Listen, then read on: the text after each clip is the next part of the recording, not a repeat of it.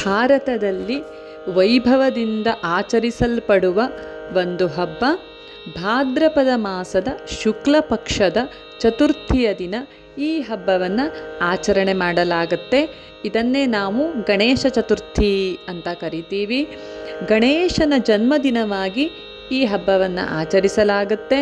ಹಾಗೆಯೇ ಮರಾಠ ದೊರೆ ಶಿವಾಜಿ ಸುಮಾರು 1030 ಮತ್ತು 80ರ ಸಮಯದಲ್ಲಿ ಮೊಘಲರ ವಿರುದ್ಧ ಹೋರಾಡುತ್ತಿದ್ದ ತನ್ನ ಪ್ರಜೆಗಳಲ್ಲಿ ರಾಷ್ಟ್ರೀಯತಾವಾದಿಯ ಭಾವನೆಯನ್ನು ಉತ್ತೇಜಿಸಲು ಗಣೇಶ ಚತುರ್ಥಿಯನ್ನು ವಿಜೃಂಭಣೆಯಿಂದ ಆಚರಿಸುತ್ತಿದ್ದರು. ಅದು ಒಂದು ಬೃಹತ್ ಸಾರ್ವಜನಿಕ ಆಚರಣೆಯ ಸ್ವರೂಪವನ್ನು ಪಡೆದುಕೊಂಡು ತುಂಬ ಪ್ರಸಿದ್ಧಿಯನ್ನು ಪಡೆಯಿತು.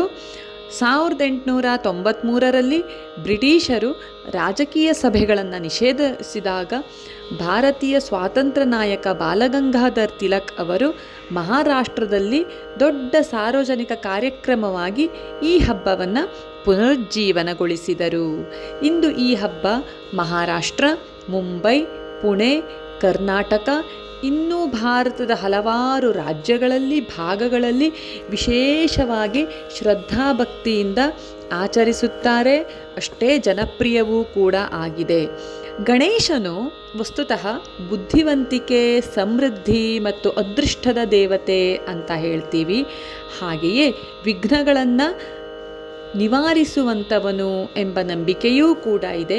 ವಿಘ್ನನಾಶಕ ಗಣೇಶನನ್ನು ಆರಾಧಿಸುವ ಮೂಲಕ ಭಕ್ತರು ತಮ್ಮ ಜೀವನದಲ್ಲಿ ಎದುರಾಗುವ ಅಡೆತಡೆಗಳನ್ನು ನಿವಾರಿಸಲು ಮತ್ತು ಯಶಸ್ವಿಯಾಗಿ ಮುಂದುವರಿಯಲು ಗಣಪತಿಯ ಅನುಗ್ರಹವನ್ನು ಕೋರುತ್ತಾರೆ. ಎಲ್ಲ ಜನರನ್ನು ಒಟ್ಟುಗೂಡಿಸಿ ನಮ್ಮ ಸಂಸ್ಕೃತಿ ಪರಂಪರೆಯನ್ನು ಪ್ರತಿಬಿಂಬಿಸಲೂ ಸಹ ಈ ಹಬ್ಬವು ಒಂದು ರೀತಿಯ ಉಪಯುಕ್ತವಾಗಿದೆ.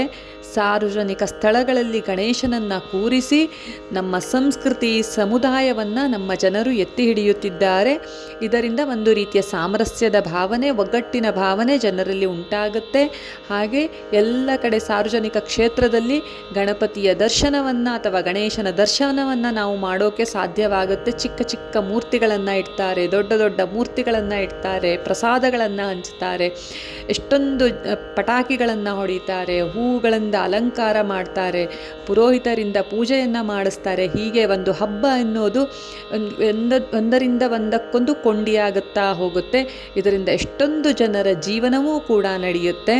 ಹಾಗೆ ಹಬ್ಬದ ಸಮಯದಲ್ಲಿ ನಡೆಯುವಂಥ ಸಾಂಸ್ಕೃತಿಕ ಕಾರ್ಯಕ್ರಮಗಳಿರಬಹುದು, ಎಷ್ಟೊಂದು ಸಂಗೀತ ಕಾರ್ಯಕ್ರಮಗಳು, ನೃತ್ಯ ಕಾರ್ಯಕ್ರಮಗಳು, ಹಲವು ಗಣೇಶನಿಗೆ ಸಂಬಂಧಪಟ್ಟ ಕಿರುಚಿತ್ರಗಳು ಅಥವಾ ಕಿರುನಾಟಕಗಳು, ಹೀಗೆ ಹಲವು ಸಮುದಾಯದ ಜನರ ನಡುವೆ ಒಂದು ರೀತಿಯ ಕೊಂಡಿಯನ್ನು ಬೆಳೆಸಿ ಅವರಲ್ಲಿ ಸಾಮರಸ್ಯವನ್ನು ಬಲಪಡಿಸುತ್ತೆ.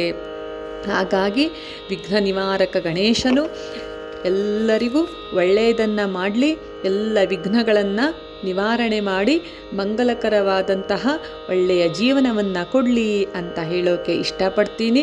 ಇದಕ್ಕೆ ನೀವೇನಂತೀರಾ?